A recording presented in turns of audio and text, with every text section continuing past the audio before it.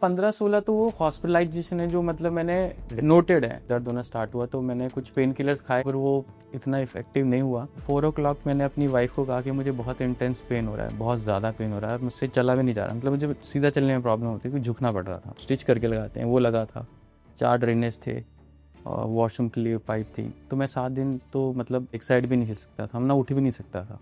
मतलब life threatening था। मुझे लगा एक बार कि जब मुझे आईसीयू में 105 बुखार आ गया 6th डे, मुझे ऐसा लगा कि मैं माइट भी मेरा लास्ट डे होगा। फ्रीली कुछ नहीं कर सकते। एक आपको एक फ्रीडम नहीं लगती कि आप एक फ्रीडम है। आपको लगता है मैं बेड पे बैठा हूँ, सब लोग सोच रहे हैं कि बहुत बीमार हो चुका हूँ।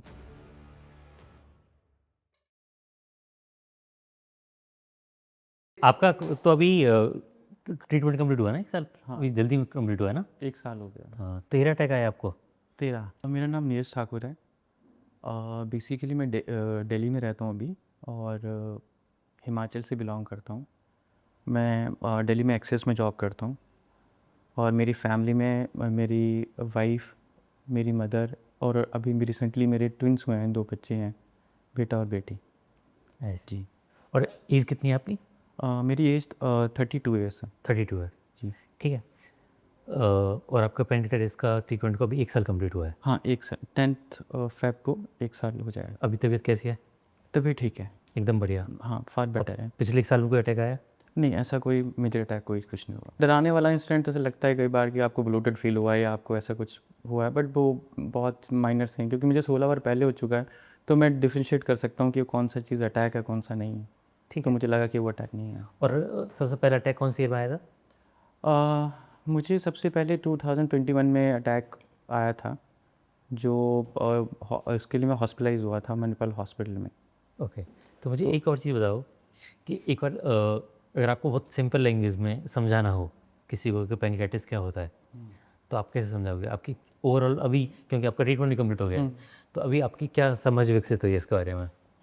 मेरे हिसाब से पेंकाटाइटिस का मतलब है कि आपको आपके पेंक्रियास में कोई इन्फ्लेमेशन हो गया। इन्फ्लेमेशन होने का मतलब कि उसमें वो सूज गया है।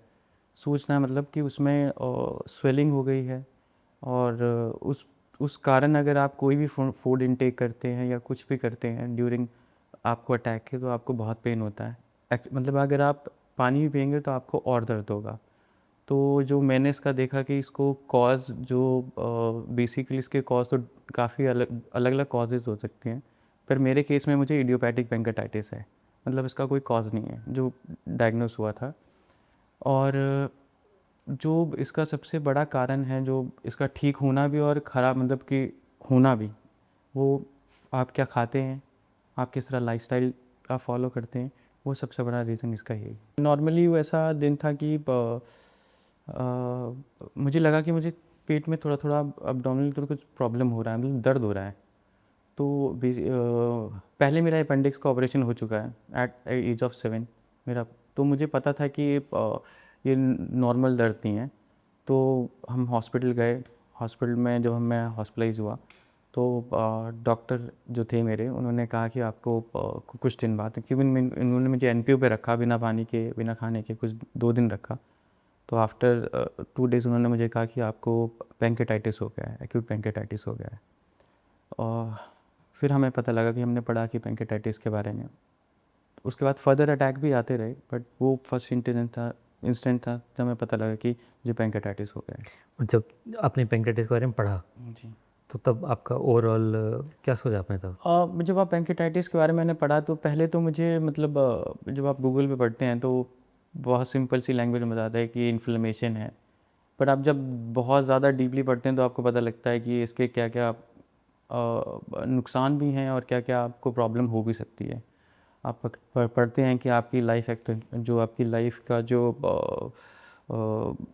एक कहते हैं कि एक्सपेक्टेंसी होती है वो कम हो जाती है। तो डर तो होता ही है। जब आप इसको इंटरनेट में कोई भी जब बुखार होगा उसके बारे में पढ़ेंगे तो वो बहुत हाईलाइटेड दिखाता है। तो चीज़ें वहाँ भी थोड़ी हाईलाइटेड हुई, बट इतना टाइम मुझे जितना गूगल में पढ़ने का लगा नहीं, क्योंकि मुझे 16 बार मतलब बेसिकली तो 13-14 बार से ज़्यादा अटैक जो हॉस्पिटलाइजेशन हुआ है वो हो गए। जब सबसे पहले अटैक आया था, तब उस पेन के बारे में बताओ कि उस पेन की इंटेंसिटी कैसी थी, कहाँ तक शरीर में किस तरफ गया? मुझे पहली बार जब दर्द हुआ था वो हुआ था, पर इतना जो जितने मुझे बाद में इंसिडेंट हुए उससे कम था, बट ऐसा लगा कि वो था। बाद में जो मेरे साथ एपिसोड हुए वो ज़्यादा पेनफुल थे।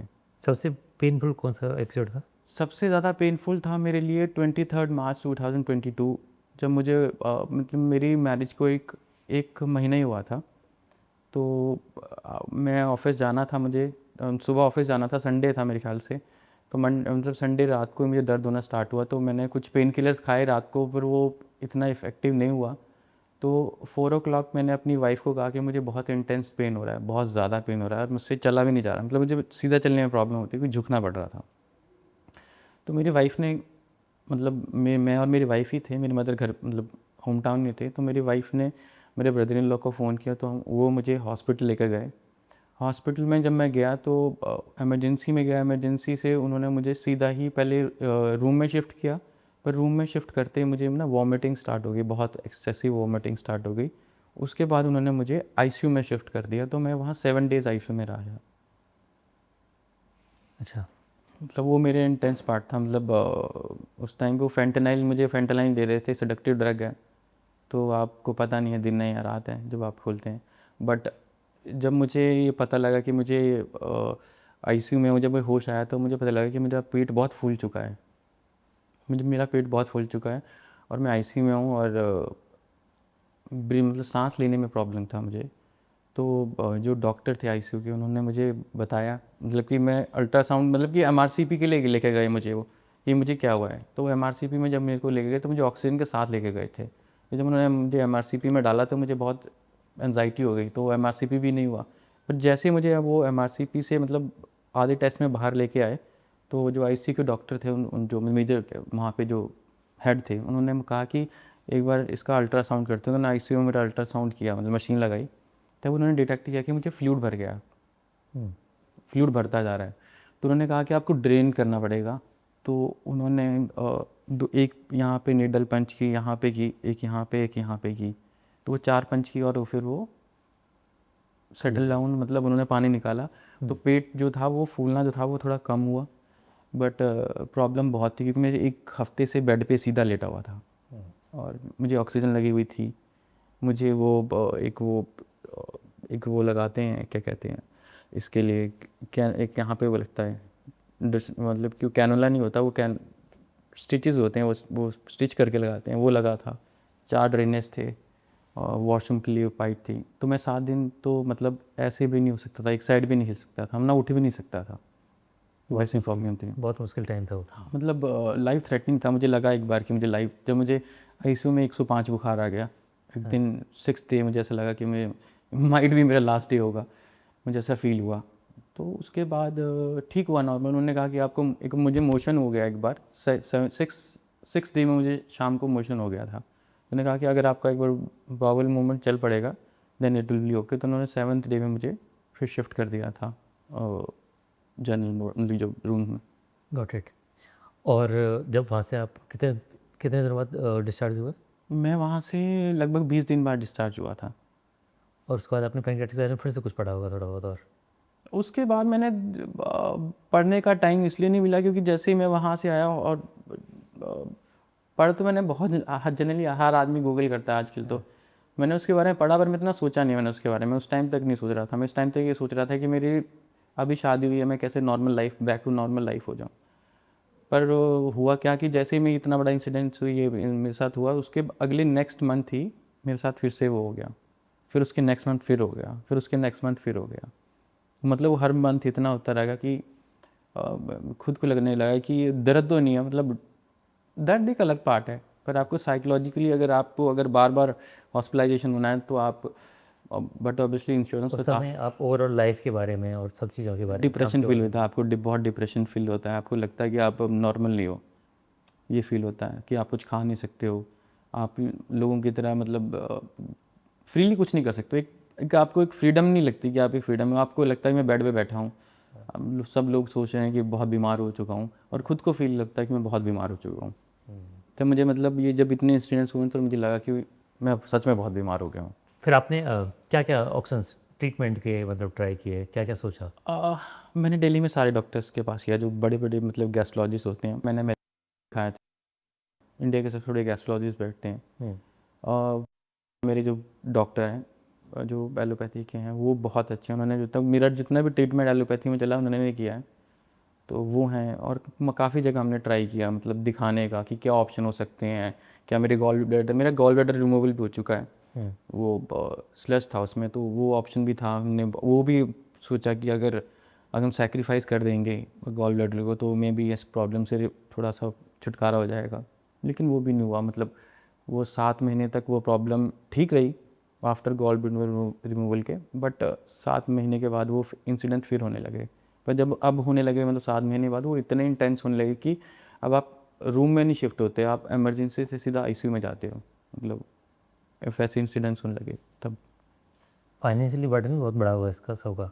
फाइनेंशियली बर्डन तो बहुत होता है, बट थैंक्स टू माई मतलब जो जहाँ मैं वर्क प्लेस है उन्होंने मुझे इंश्योरेंस में बहुत हेल्प की। मतलब अपार्ट फ्रॉम मेरा इंश्योरेंस अगर मान लीजिए 5 लाख का ही था, तो मैं जब फर्स्ट टाइम एडमिट हुआ था तो मैंने 18 लाख का मैंने फर्स्ट टाइम बिल दिया था, तो वो आउट ऑफ पॉकेट हो गए थे। इंश्योरेंस से तो आउट ऑफ पॉकेट हो गए थे, लेकिन मेरे बैंक में जो जहाँ मैं जॉब करता हूँ उन्होंने सपोर्ट किया, तो उन्होंने फुली पेड कर दिया इंश्योरेंस। उसके बाद तो मैंने टॉप अप ले लिया अपनी कंपनी में ही, तो वो इंश्योरेंस के पार्ट में तो चलता ही है। बट आप किसी प्राइवेट हॉस्पिटल में एडमिट भी होते हो तो अपार्ट फ्रॉम इंश्योरेंस के आपके पैसे लगते हैं, तो वो जो लगते हैं वो अगर आपके हर महीने लगते रहेंगे तो वो बहुत ज़्यादा फाइनेंशियल स्ट्रेस तो होगा ही। तो वो हुआ है, स्ट्रेस तो होता ही है, फाइनेंशियली स्ट्रेस तो 15-16 तो वो हॉस्पिटलाइजेशन है जो मतलब मैंने आप नोटेड है। कुछ ऐसी भी मतलब अटैक्स होंगे जो मैं ऑफिस भी जाता था, क्योंकि मुझे ऑफिस भी जाना था। तो मैं सुबह बिना खाए कुछ जा रहा हूँ, ऑफिस गया हूँ, ऑफिस से जब वापस आया हूँ तो मैं सीधा घर नहीं आया हूँ, सीधा मतलब डॉक्टर के क्लिनिक गया हूँ। वहाँ मुझे वो पेन किलर दे रहे हैं, ड्रिप्स दे रहे हैं, और वो 10 बजे वापस आ रहा हूँ और सुबह मुझे फिर ऑफिस जा रहा हूँ। तो ऐसे तो काफ़ी इंसिडेंट्स हुए हैं कि मतलब जो मैंने गिने भी नहीं होंगे। ये तो गिने हमने वही हैं जो हमने हॉस्पिटलाइजेशन हुई है। ओके, अब पढ़ाव तक कैसे पहुँचे आप? पड़ाव के बारे में पहले क्या हुआ कि जब मुझे ये प्रॉब्लम हुई थी पैंक्रेटाइटिस की, तो हमने इसके बारे में मेरी सिस्टर ने पहली बार सुना था, तो हमने उसके बारे में पढ़ा भी। बट जब ये इंसिडेंट्स होने लगे और हमें पता लगा कि मेरी गॉल ब्लैडर रिमूवल होना है, मतलब मेरी गॉल ब्लैडर में स्लज है और ये रिमूव हो जाएगा तो मैं ठीक हो जाऊँगा, क्योंकि एज पर डॉक्टर ने यही कहा कि वो ठीक हो जाएगा। तो हमने पड़ाव के बारे में तब नहीं सोचा कि हम जाएंगे, क्योंकि हमें लगा कि हमें कॉज मिल गया है, अगर कॉज ये ठीक हो जाएगा तो हम ठीक हो जाएंगे।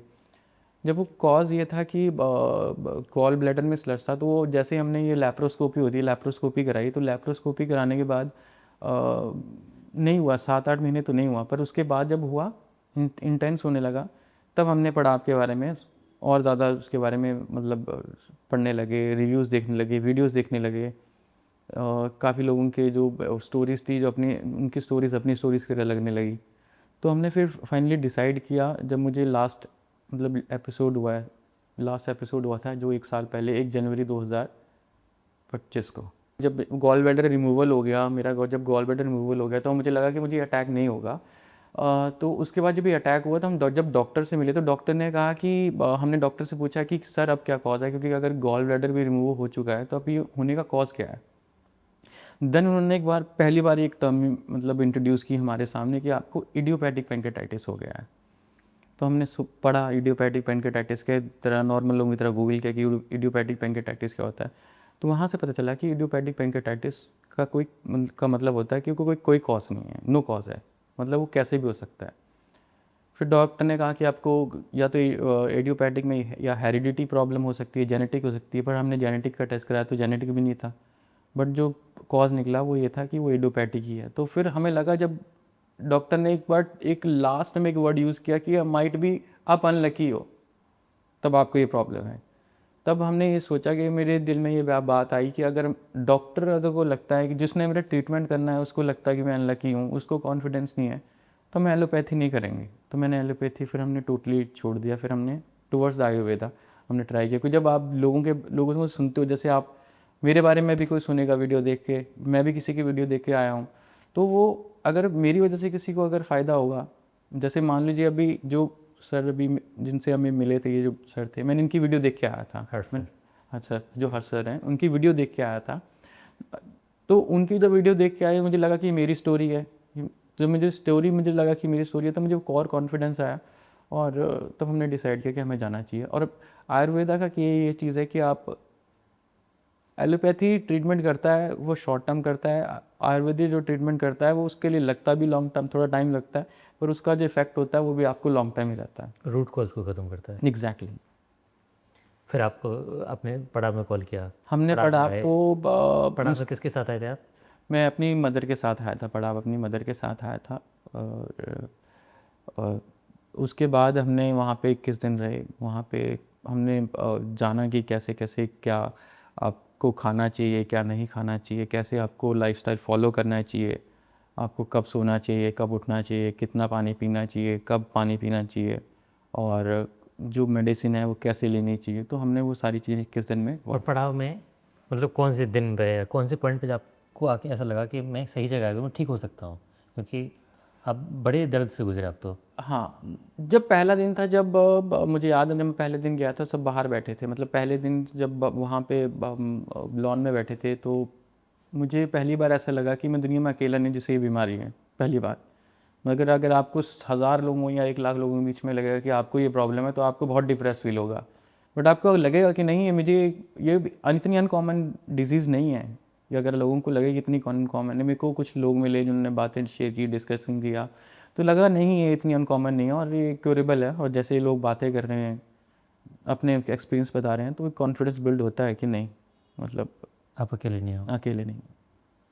और धीरे धीरे आपको नहीं कुछ, क्योंकि आपके बहुत सारे मिथ्स भी टूटे होंगे वहाँ जाके। आप- मिथ सबसे बड़ा देखो, एक चीज़ होती है कि मिथ लोगों ये पहले था कि जब मैं पेंकेटाइटिस मुझे जब होता था, अटैक होता था या उसके बाद भी होता था, तो डॉक्टर सेड कि आप बहुत लाइट खाइए, बहुत लिक्विड लीजिए। वो तो आफ्टर डिस्चार्ज के, आफ्टर नॉर्मलाइज होने के बाद भी वो कहते थे कि आप ज़्यादा डेयरी प्रोडक्ट्स मत खाइए, मतलब प्रोटीन मत, मतलब प्रोटीन इन टाइप्स ऑफ, आप पनीर मत खाइए।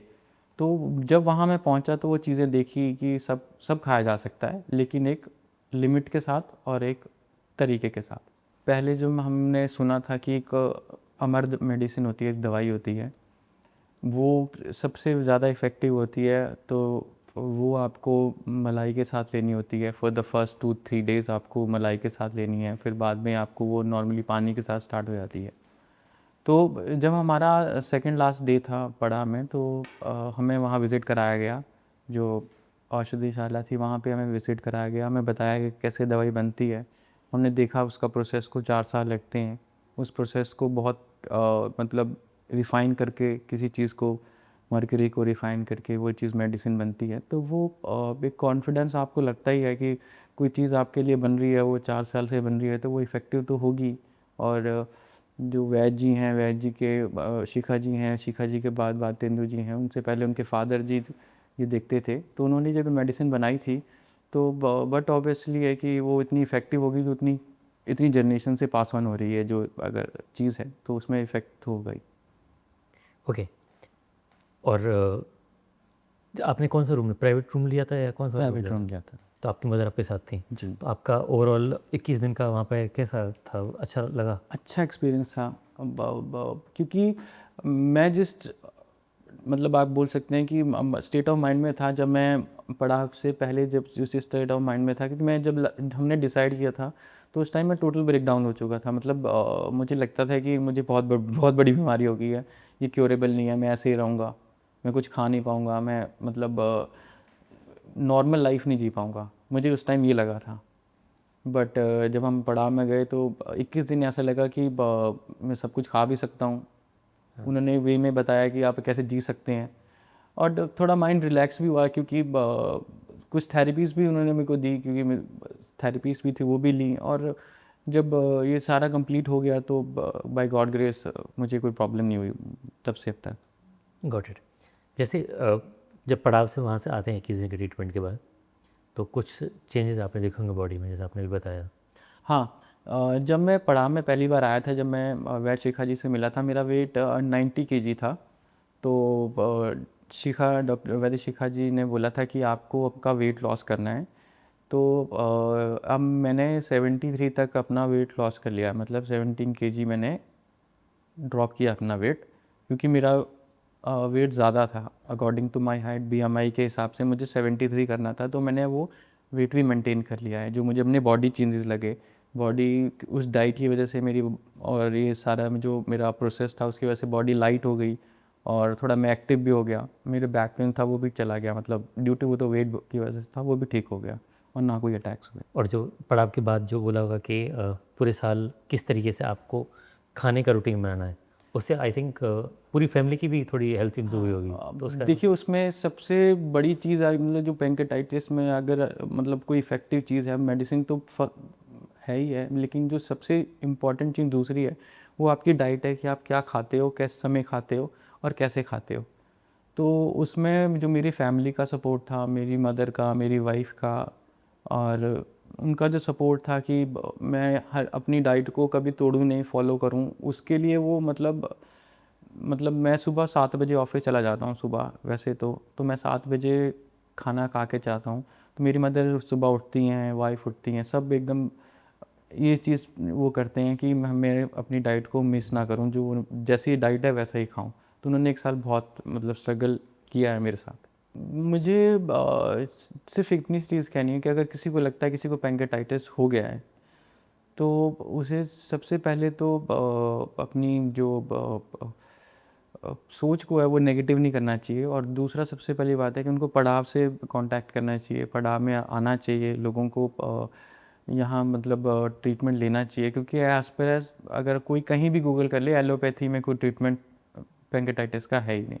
वो सिर्फ पेन मैनेजमेंट करते हैं, वो पेन मैनेजमेंट का कोई फ़ायदा नहीं है क्योंकि वो टेम्परेरी है।